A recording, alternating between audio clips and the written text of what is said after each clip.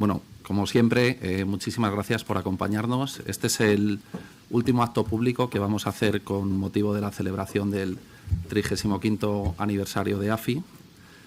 Como saben ustedes, estos actos de celebración se iniciaron en el mes de enero con la presentación del libro conmemorativo del nacimiento de nuestra empresa, en el que analizábamos de forma sintética los principales procesos transformadores de nuestra economía y de nuestro sistema financiero. Este acto de presentación tuvimos el privilegio de contar con la intervención de Rodrigo Buenaventura, que, como saben ustedes, fue socio de esta casa y hoy es el máximo responsable de la... No lo sabía. Lo sabía, que escogen. ¿Si no de qué? Sí. Uy, perdón, que tenía el micro abierto. Bueno, como saben ustedes, hoy es el máximo, tiene una responsabilidad mucho más elevada como responsable de regulación y supervisión de nuestros mercados de valores. Uno de los principales retos que tiene una organización tan diversificada como AFI es conseguir que nuestros clientes o potenciales clientes comprendan bien el alcance y la estructura de nuestros servicios. Aunque muchos de ustedes nos conocen, creo que bien, por nuestra función de análisis económico y de consultoría, hay miles de alumnos que piensan que AFI es solo una escuela. Es muy habitual que los alumnos nos preguntan si en las plantas de arriba de este edificio están los despachos de los profesores, ¿no? Poco a poco, además, creo que nuestro entorno nos va reconociendo en otras actividades, como son las de Corporate Finance y las de servicios institucionales de gestión de activos. Estos servicios decimos que son nuevos, pero comenzaron su andadura hace ya casi 15 años, cuando decidimos dar el paso de contribuir con nuestra opinión a que otros tomaran decisiones, a tomarlas nosotros de forma directa. David Cano y Pablo Mañueco, que son los socios responsables de estas dos áreas, lideraron posteriormente a la presentación del libro los eventos en los que pudimos debatir sobre el nuevo entorno de gestión de activos, por una parte, y también sobre emisiones corporativas. En algunos países de nuestro entorno a esta casa se le conoce como una empresa de desarrollo de software, que llega fuera de nuestras fronteras a varios millones de usuarios, que son usuarios de nuestros clientes, especialmente en el ámbito del asesoramiento y de la gestión de su ahorro y de sus inversiones. Para destacar esa faceta tecnológica de AFI tuvimos un tercer evento que tuvo que ver con el impacto de la inteligencia artificial en la economía y en la sociedad española. Habría sido natural que antes de este acto hubiéramos tenido un adicional específico sobre la transformación que está viviendo la industria de la formación, pero hemos reservado ese evento para el año próximo, en el que nuestra escuela, que lidera nuestra socia Mónica Guardado, como vamos a celebrar ese 30 aniversario, tendremos, creo que más que ese evento específico sobre la formación. Antes de dar paso a la vicepresidenta y en el ánimo de compartir con ustedes las claves de lo que han sido los últimos 35 años de esta empresa y sobre todo lo que pensamos que vendrá en adelante, me gustaría referirme al episodio más transformador que hemos vivido en esta casa desde que se fundó en el año 1987. Este episodio comienza a gestarse en el año 2008, cuando AFI ya ha alcanzado su mayoría de edad y cuenta con 20 años de experiencia y alrededor de 100 profesionales en nómina que dedican su actividad casi principalmente a las cajas de ahorros. En ese momento, la facturación agregada de AFI dependía en más de un 70% de este tipo de organizaciones. De forma pausada en un principio y vertiginosa ya hacia el año 2012, fuimos protagonistas en la mayor reestructuración que ha sufrido nuestro sistema financiero. Inicialmente empezamos colaborando de forma muy activa en procesos de lo que se llamaban fusiones frías y que al final acabaron siendo integraciones en grupos bancarios de forma mayoritaria. En esa época trabajamos de forma ardua en ese proceso, sabiendo que el resultado del mismo daría lugar a la desaparición o, en el mejor de los casos, a la dilución de gran parte de nuestros clientes y, por tanto, gran parte de nuestra cuenta de resultados, ¿no? Y en ese momento la empresa seguía gobernada por la primera generación de socios. Emilio Ontiveros era nuestro presidente y Ángel Vergés era nuestro consejero delegado, y empezamos a hacer en paralelo dos proyectos simultáneos. Por un lado, ayudar a los que eran principalmente nuestros clientes en ese proceso de transformación y de forma simultánea hacer nuestra propia transformación para sobrevivir precisamente a ese proceso. Ya lo he comentado anteriormente, en esa época es cuando comenzamos a prestar servicios de gestión, en su momento asesoramiento independiente.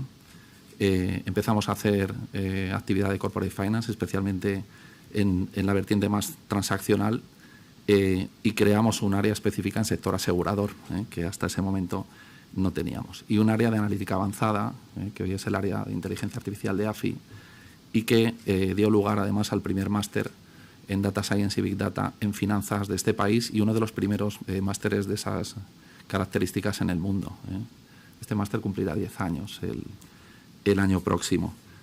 Finalmente, por fortuna también nuestro área de consultoría bancaria ha conseguido hacer la transformación adecuada para prestar servicios en un ámbito en el que no se nos reconocía, que era el de las entidades significativas, o lo que ahora conocemos como entidades significativas. En esa época, además, esta casa hace un cambio drástico que pasa por adquirir el 100% del control de las acciones de la sociedad, lo que nos permite crecer con total libertad y con independencia en todas las decisiones que se toman en esta casa. Esa obsesión por la adaptación y la transformación no ha cesado desde entonces y además, poco tiempo después de esa crisis, creo que en esta organización se hizo un ejemplar relevo de la primera generación de socios a la segunda generación, en cuyo consejo de administración, muchos años después, todavía hoy, resuenan muchas de las consignas que escuchábamos a nuestros fundadores y en especial a Emilio Ontiveros. Todavía se sigue diciendo esto de ser rentables para ser libres. Al cliente no hay que ayudarle a vender pescado, hay que enseñarle a pescar. No hagamos bisutería, ahora ya no lo decimos así, pero Emilio, muchos de ustedes lo saben, que lo decía de esta manera. Y nuestra obligación es ir 2 pasos por delante del mercado. Como saben, hoy AFI somos más de 200 profesionales, a los que sumamos 28 socios y media docena de directores asociados de primerísimo nivel, que compartimos esa aspiración de seguir adaptándonos para seguir siendo los de siempre. Bueno, volviendo al presente, los cambios que estamos viviendo en estos últimos años están siendo mucho más trascendentes incluso que los que vivimos en el periodo al que me refería anteriormente. Al margen del impacto de la pandemia o de la guerra de Ucrania, en estos años estamos asistiendo al movimiento de algunas de las placas tectónicas de nuestra sociedad, la mayor parte de ellas de carácter tecnológico. La crisis de los semiconductores ha puesto de manifiesto problemas en la arquitectura de las cadenas de suministro mundiales. También tenemos un problema de dependencia geopolítica en asuntos tan críticos como el abastecimiento de la materia prima en la que se basa el desarrollo de una parte fundamental de nuestro valor añadido y gran parte de los elementos de generación de eficiencia y de productividad en los que se basa nuestra economía.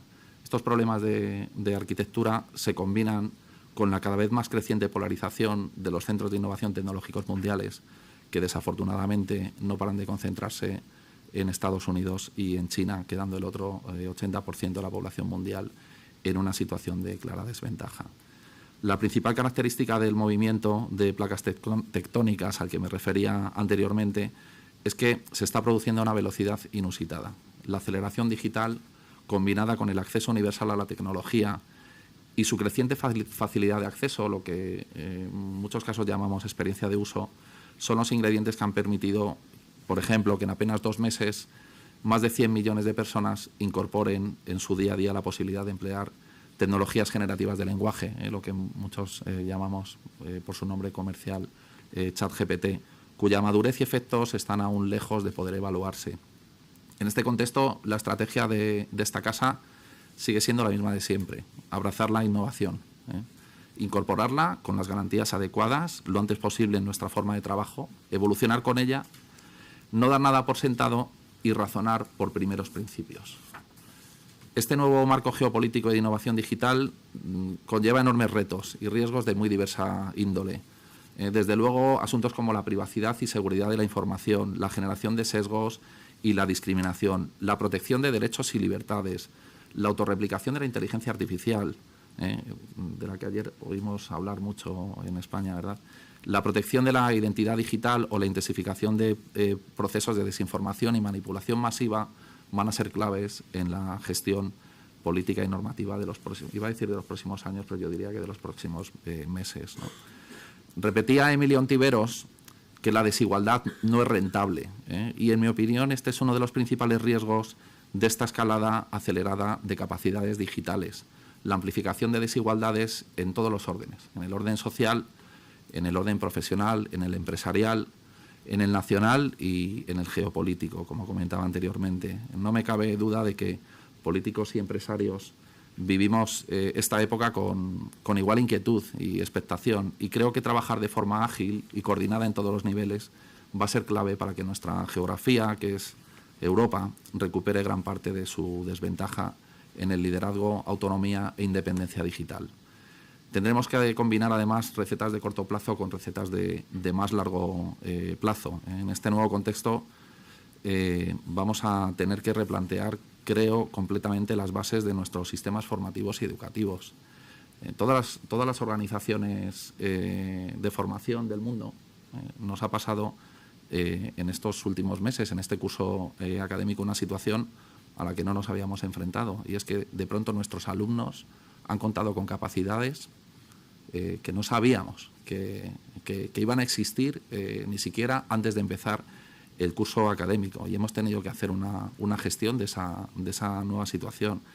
Pero esta reflexión ha de ser de mucho mayor calado para decidir cómo vamos a entrenar a las nuevas generaciones, tanto para estar mejor equipados para un futuro muy diferente que llegará muy pronto, como para desarrollar estas nuevas habilidades, ¿no?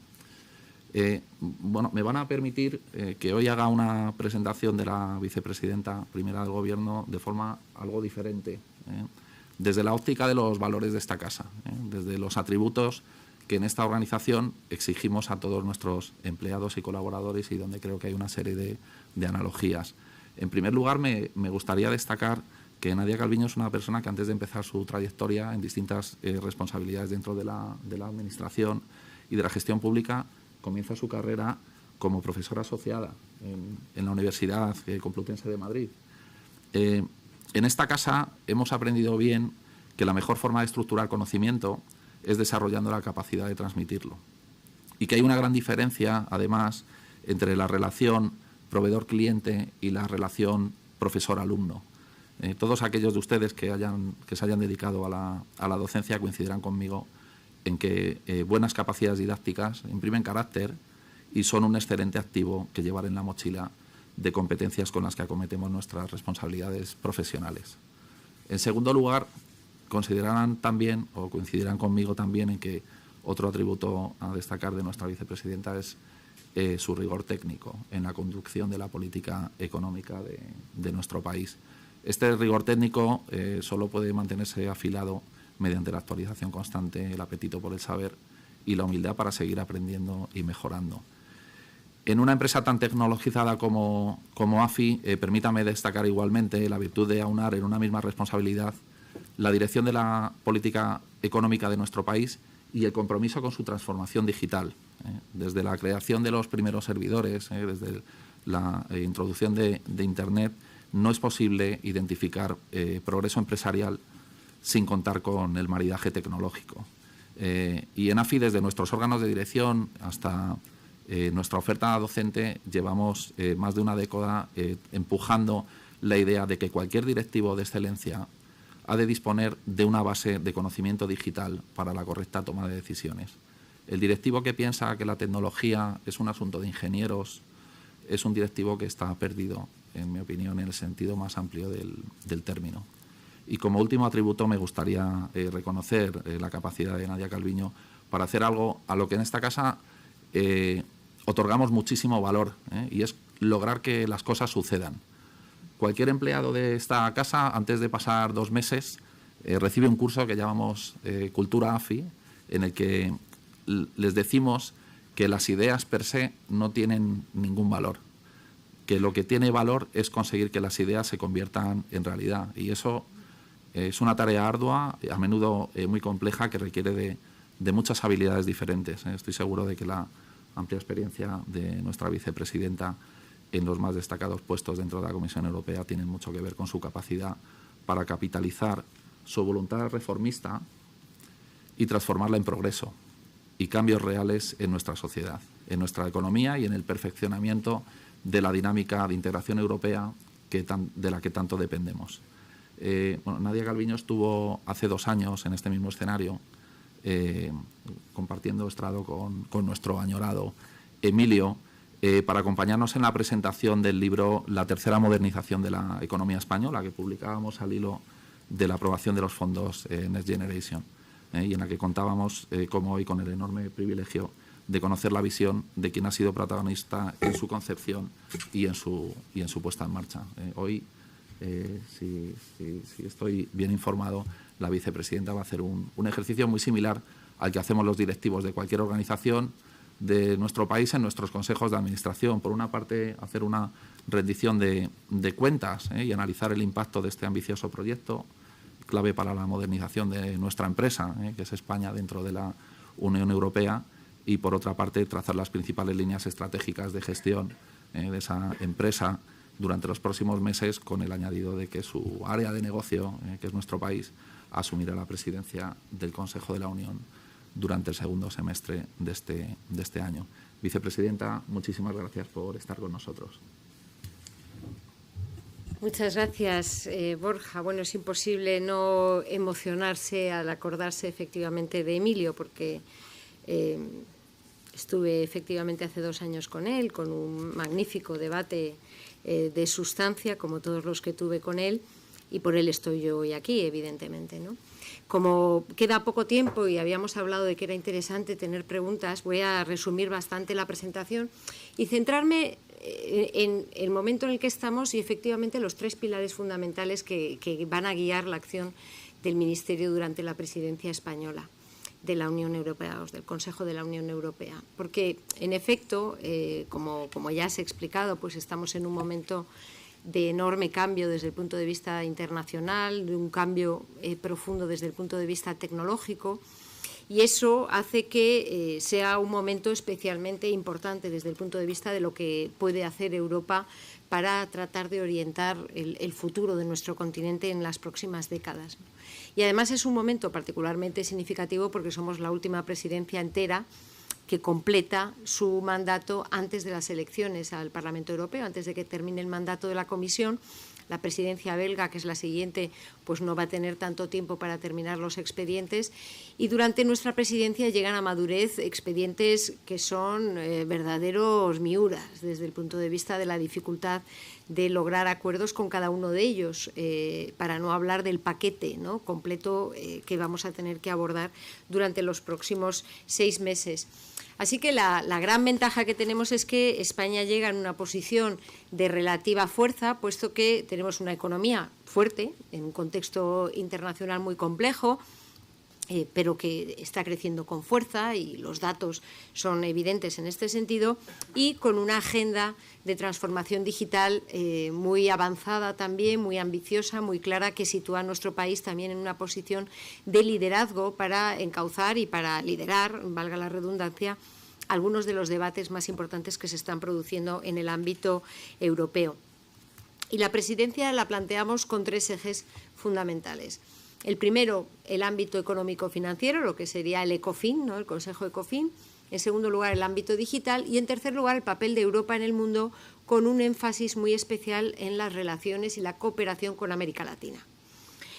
En el ámbito ECOFIN, yo creo que todos somos conscientes y los medios siguen muy de cerca algunos de los expedientes que son más relevantes desde el punto de vista de definir el futuro de la Unión Económica y Monetaria.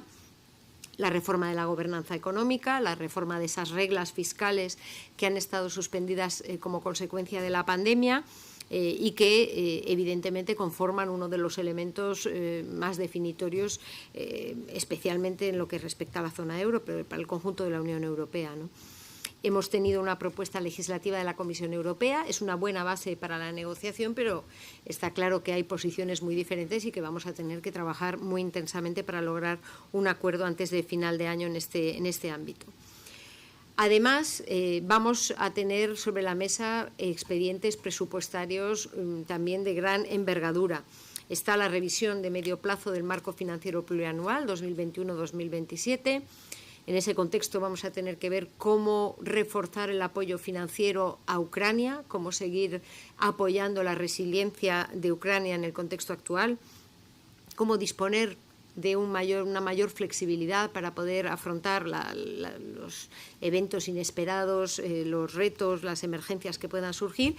Y en este contexto también, cómo articular un nuevo sistema de recursos propios de la Unión Europea que nos permita devolver la deuda que se ha emitido para financiar los planes de recuperación, los fondos Next Generation.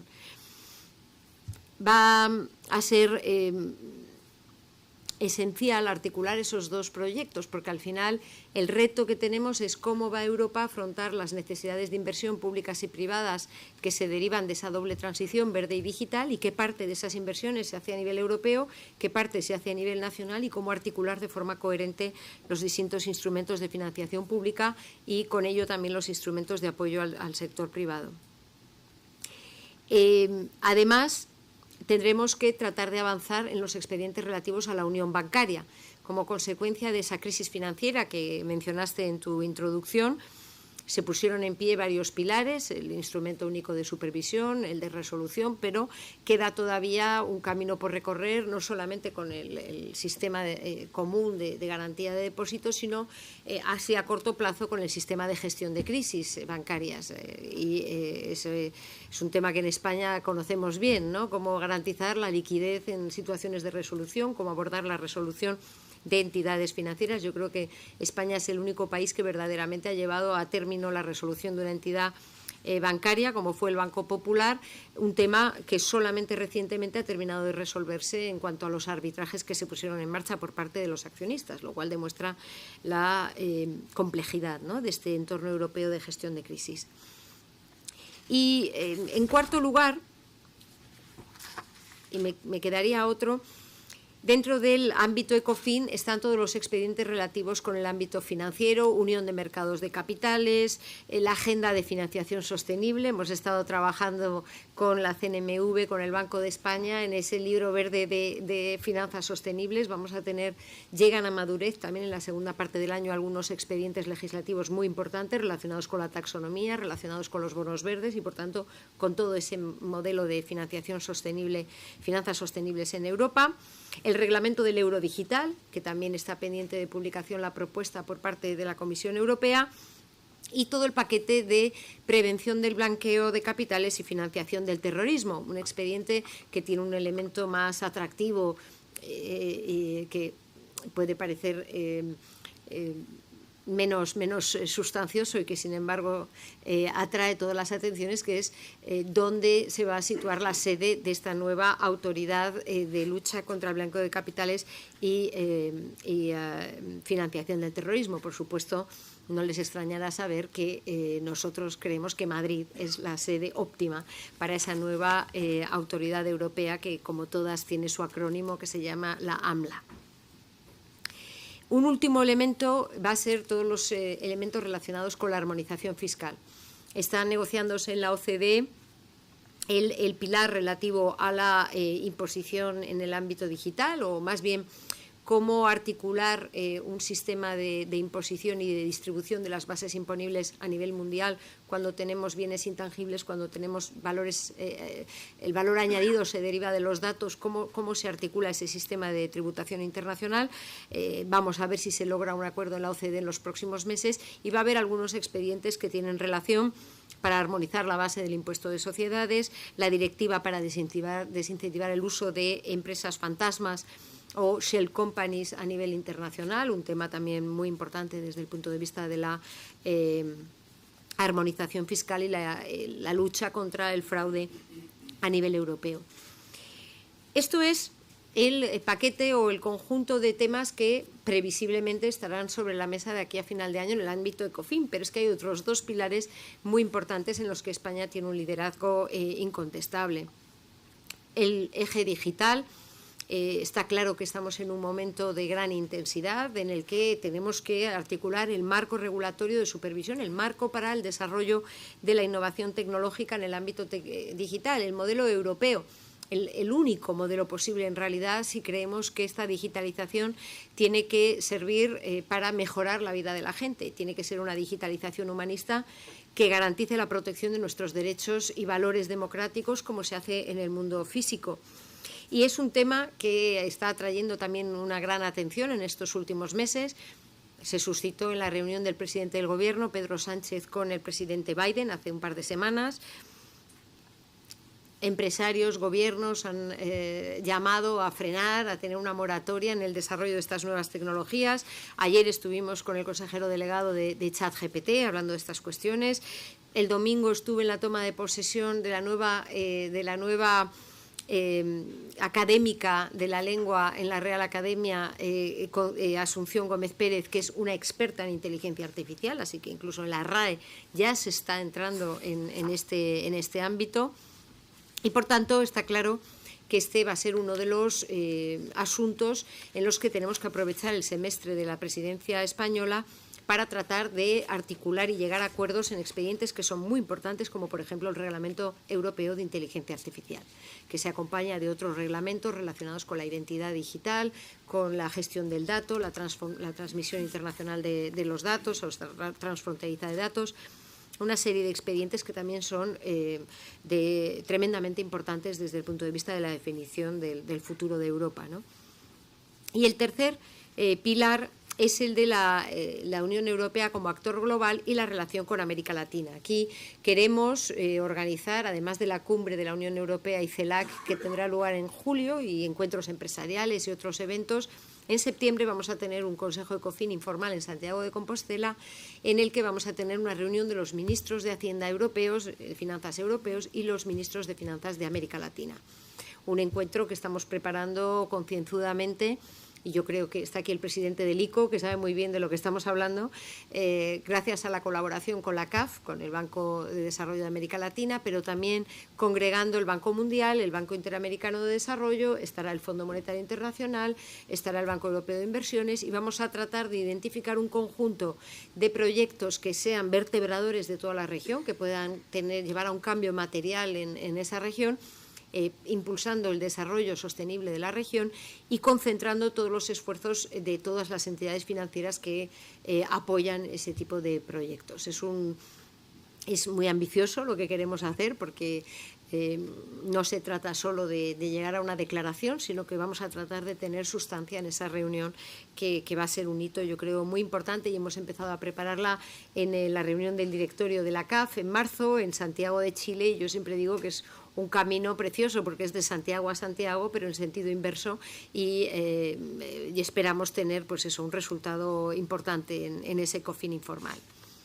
Decía que llegamos a la presidencia europea con una situación de relativa fortaleza y de liderazgo, porque bueno, la economía de nuestro país evidentemente está evolucionando muy positivamente. La política económica que hemos llevado a cabo desde 2018 funciona. Hemos conseguido proteger la economía durante la pandemia, hemos tenido una recuperación muy fuerte en 2021 y 2022 con crecimientos del 5,5%. El primer trimestre del año un 3,8% en términos interanuales. Hoy mismo hemos conocido los datos de la OCDE que confirman que estamos creciendo más o menos al doble de ritmo que la media de la OCDE, muy por encima del resto de las economías europeas, y esto nos está permitiendo corregir los desequilibrios macroeconómicos, algunos de los cuales arrastrábamos desde hace décadas. Los datos del mercado de trabajo son espectaculares, es que no se puede decir de otra manera. En el mes de mayo, en algunos días, se han superado ya en lo que llevamos de mes, ¿no? 20.800.000 personas afiliadas a la Seguridad Social, con una caída muy importante del desempleo juvenil, también de la temporalidad, con lo cual, en el primer año de aplicación de la reforma laboral y en un contexto de fuerte crecimiento económico, hemos conseguido avanzar mucho en los objetivos en términos de mejor funcionamiento de nuestro mercado laboral. El sector exterior sigue también siendo un motor de crecimiento económico. Gracias a la solución ibérica Las empresas españolas tienen una competitividad importante, de costes energéticos inferiores al resto de los países europeos, y de hecho España es de las grandes economías la que está ganando cuota de mercado en este momento, incluso en un contexto internacional tan complejo. La inversión extranjera sigue dando noticias y anuncios de proyectos casi a nivel diario, y estamos aprovechando el crecimiento económico para reducir lo más rápidamente posible las ratios de déficit y deuda sobre el PIB. Hemos podido adelantar en un año, a 2024, el objetivo de bajar la ratio de déficit sobre el PIB al 3%, lo cual también nos pone en una senda de mayor sostenibilidad fiscal a medio o largo plazo. Y todo esto no sucede por casualidad, yo creo que es fruto de una política económica correcta, un trabajo muy intenso y del plan de recuperación. El hecho de que Europa esta vez haya dado una respuesta a esta crisis en clave socialdemócrata, muy distinta de la respuesta que se dio en 2008 y sobre todo en 2011, y que dispongamos de este plan de recuperación y de estos fondos europeos Next Generation, que lo que nos están permitiendo es hacer realidad una visión. En el ámbito digital teníamos una idea de lo que queríamos hacer, pero sin los 20.000 millones de euros de los fondos europeos que estamos invirtiendo en la transformación digital, pues no hubiéramos podido llevar a cabo todos esos proyectos. Hoy, en la rueda de prensa del Consejo de Ministros, justamente he hablado de un informe sobre la Agenda y la Estrategia Nacional de Inteligencia Artificial. Hemos lanzado los programas de ayudas a las misiones de inteligencia artificial, las cátedras de inteligencia artificial. Sevilla ha sido elegida como sede del el organismo que se ha creado para la transparencia algorítmica. Vamos a ser el primer país europeo en tener una agencia nacional de inteligencia artificial en La Coruña. Hemos lanzado, está ahora mismo abierta la consulta pública para la creación de un sandbox, de una caja de pruebas, un banco de pruebas para el nuevo reglamento de inteligencia artificial europeo, para trabajar con las empresas grandes y pequeñas, sobre todo las pymes y las startups, y definir todos los detalles técnicos de ese reglamento, cómo se va a aplicar esas exigencias de inteligencia artificial sobre el terreno, cómo hacerlas más eficaces y con un menor coste en términos de eficiencia empresarial. Todo ello se basa en un despliegue de infraestructuras que no tiene parangón en los países de nuestro entorno. El despliegue de la banda ancha, vamos a llegar al 100% de la población española gracias al satélite para dar alta velocidad con una tarifa plana de 35 euros. Ahora en el mes de junio empezará a prestarse.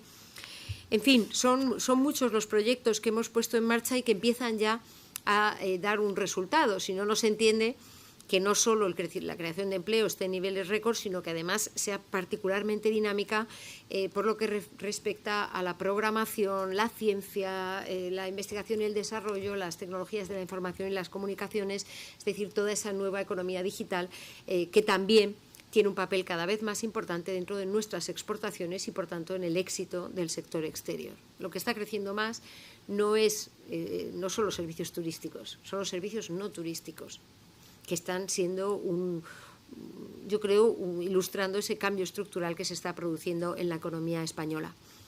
Gracias a esto, España ocupa el 7º lugar en el índice de digitalización europeo, hemos subido del nivel 11 al 7. Lideramos el debate también sobre derechos digitales con la Carta de Derechos Digitales que aprobamos hace también 2 años, que está inspirando este esfuerzo por la codificación de los derechos digitales a nivel europeo e incluso internacional.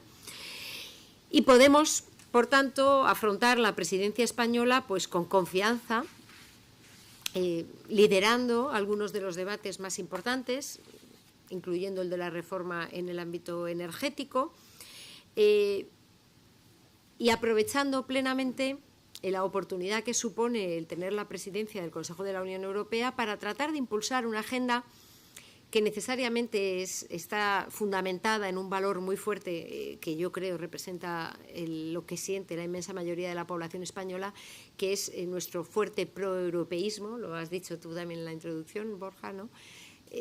Somos un país muy proeuropeo, nuestro gobierno es muy proeuropeo y vamos a tratar de avanzar en la profundización y el refuerzo de la economía y del proyecto europeo, y en paralelo con esta visión y con esta agenda, enfrentándonos de la manera más eficaz posible a lo que nos pueda venir, porque en estos tiempos de incertidumbre, como nos ha ocurrido en estos últimos años, pues uno tiene que estar preparado para todo. Y eso, en resumen y corriendo mucho, es básicamente lo que estamos haciendo en estos días intensos de preparación de la presidencia española. Muchas gracias.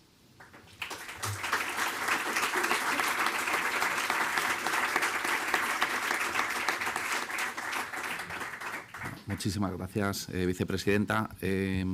Bueno, la vicepresidenta va a tener la gentileza de responder a unas pocas preguntas de la audiencia presencial, de los invitados que estáis en la sala. Así que, si hay alguna pregunta, os acercarán el micrófono.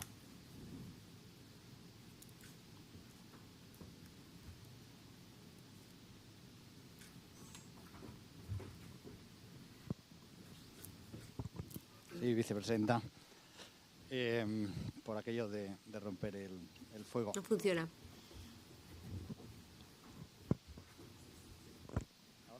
¿Ahora? Sí. Hace unos días, en fin, en algunas jornadas que organizamos internamente, comentamos con el gobernador que nos visitaba aquí algunos temas relacionados con la economía española y el futuro, etcétera, ¿no? Todos coincidíamos en el proceso relativamente exitoso, ¿no?, de cómo se han cubierto estos 2-3 años tan duros, ¿no? Pero más allá de eso, nos preguntábamos por si algunas de las cosas que han sucedido suponen cambios estructurales relevantes, y una de ellas era la afloración que se ha producido en las bases fiscales, ¿no?, y por tanto el aumento de los ingresos públicos, ¿no?, tan relevante y tan necesario probablemente, ¿no?, en nuestro país para acercarnos a los estándares medios europeos, ¿no? ¿Cree que ese cambio que se ha producido o ese gap que hemos recortado es algo que se va a mantener estructuralmente en la economía española? Lo digo porque sin duda aparecerán debates, ¿no?, próximos sobre cómo reconducir o gestionar, digamos, los déficits y los aumentos de deudas que han tenido lugar en estos años, ¿no? ¿Cogemos alguna más o respondo? Ahí hay otro. Porque tengan más oportunidad. Sí, muchísimas gracias, vicepresidente. A mí me gustaría preguntar un poco más sobre cómo percibe la negociación que se puede hacer sobre la reforma de las reglas fiscales, ¿no? Porque yo creo que la propuesta que ha hecho la Comisión es una propuesta que, bueno, pues que si lo que querían era clarificar, pues yo creo que todavía queda recorrido por hacer, ¿no? Y me gustaría saber cuál es la posición, tanto la posición de España, como si ven margen de maniobra para modificar la propuesta de la Comisión en una dirección, digamos, más interesante para nuestros intereses. Gracias. Bueno, yo en primer lugar agradezco esta pregunta porque efectivamente a mí me parece que es uno de los temas más interesantes que hemos vivido en estos años, ¿no? Cómo quizá la respuesta a la pandemia ha supuesto un incentivo importante para la afloración de la economía sumergida, en el sentido de que todas las empresas, todos los autónomos han sido conscientes de que si uno, digamos, declara los ingresos, pues tiene más garantías de que tendrá una red de seguridad si las cosas vienen mal dadas, y lo mismo ocurre con las empresas y con los trabajadores. Y esa puede ser una de las razones, además de la lucha contra el fraude, que hemos reforzado muy significativamente con una ley de lucha contra el fraude incluida dentro del plan de recuperación, que tiene medidas muy potentes, por ejemplo, para reducir el uso de efectivo y otras. Eso puede ser uno de los elementos que den un carácter estructural a este aumento de las bases impositivas. Yo siempre lo digo, el crecimiento económico y la afloración de la economía sumergida son dos factores que explican por qué estamos teniendo un aumento tan importante de la recaudación sin una subida de los tipos impositivos, sin una subida de los impuestos. En paralelo se están produciendo otros cambios estructurales, los que he mencionado antes, que son muy relevantes. El mal funcionamiento del mercado de trabajo en España ha sido un lastre fundamental y un elemento de volatilidad y de intensidad de los ciclos en nuestro país. Si conseguimos reducir esa volatilidad, el mercado de trabajo se convierte en un elemento de estabilidad, que es lo que estamos viviendo en este momento, ¿no? De mantenimiento de los niveles de consumo, de mantenimiento de las rentas de las familias y, por tanto, de una menor fluctuación cíclica, que es uno de los objetivos fundamentales que perseguíamos con la reforma laboral y con el plan de recuperación en términos generales. Y luego vemos esos otros elementos de cambio estructural que yo veo sobre el terreno cada vez que salgo de Madrid, en el sentido de una economía muy vibrante y muy dinámica de empresas, de startups, de empresas tecnológicas que están creciendo exponencialmente en todo el territorio. Y empresas que compiten sin complejos y que deben hacerlo así en sectores que hasta hace poco nos parecería que estaban vedados, como el diseño de semiconductores, el diseño de chips. Y realmente eso nos tiene que dar mucha confianza también de que este proceso de cambio estructural tiene una base sólida y puede llevar a un modelo de crecimiento económico muy distinto en los próximos años.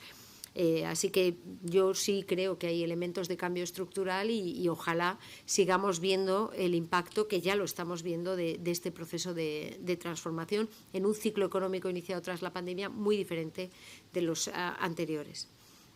Y con respecto a la negociación, hombre, justamente al hablar de este expediente, no sé si me he referido a él como es un tema complejo, las posiciones de los distintos países son diferentes, pero contamos con varios elementos que yo creo que posibilitan el que avancemos significativamente durante nuestra presidencia. Primero es que todos los países europeos se han enfrentado a un aumento de sus ratios de déficit y deuda como consecuencia de la pandemia. No estamos en el mismo nivel que estábamos en 2018 y, por tanto, eso hace que todos los países sean conscientes de la necesidad de tener unas reglas fiscales que permitan reducir las ratios de déficit y deuda sin poner en riesgo el crecimiento económico y la creación de empleo. Hay una actitud positiva por parte de todos los gobiernos para entrar de forma constructiva en este debate y eso también hay que valorarlo muy positivamente. Y yo creo que la propuesta de la Comisión Europea pone sobre la mesa todos los elementos que son necesarios para poder llevar a cabo esta negociación. La posición de España está recogida en el papel que firmamos con Países Bajos en cuanto a la necesidad de que haya sendas diferenciadas para cada país, que no se ponga en riesgo el crecimiento económico y la creación de empleo.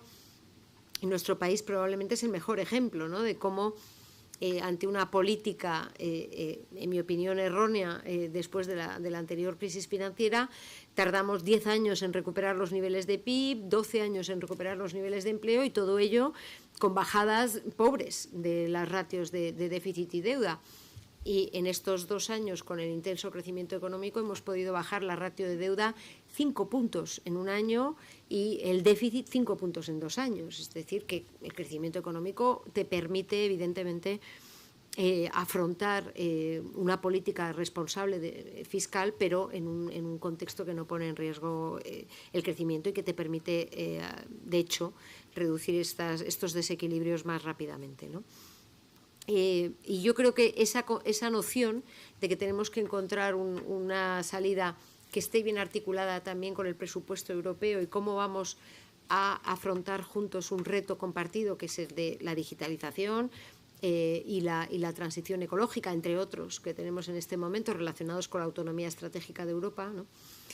Esa consciencia de que estamos en el mismo barco yo creo que es más intensa de lo que hubiéramos podido tener en otros momentos de la historia y con estos mimbres tendremos que hacer lo posible, todo lo posible y lo mejor posible.